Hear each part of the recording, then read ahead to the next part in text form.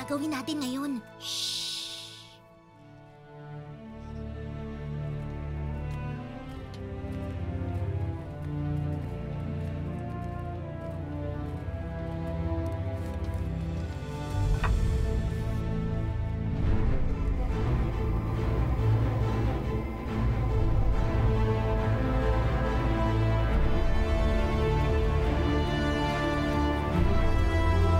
Ang kaluwalhatian ng Panginoon.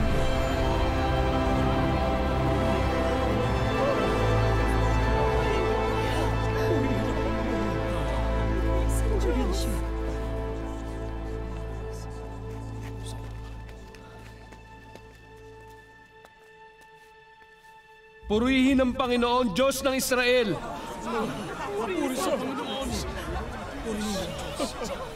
Panginoong Diyos, langit man ay hindi sapat upang inyong panahanan. Paano pa kayo maninirahan dito sa lupa, dito sa templong itinayo ko? Hinihiling kong dinggin niyo ang aking dalangin. Ito ang templong pinili niyo upang kayo ay sambahin. Naway bantayan niyo ito araw at gabi. Dinggin niyo ang aking samo sa tuwing ako ay mananalangin. Pakinggan po ninyo ang inyong lingkod at ang inyong bayang Israel sa tuwing kami mananalangin paharap sa lugar na ito. Pakinggan niyo kami buhat sa inyong tahanan sa langit at patawarin niyo po kami. Purihin ang Panginoon! Tinupad niya ang kanyang pangakong bibigyan tayo ng kapayapaan.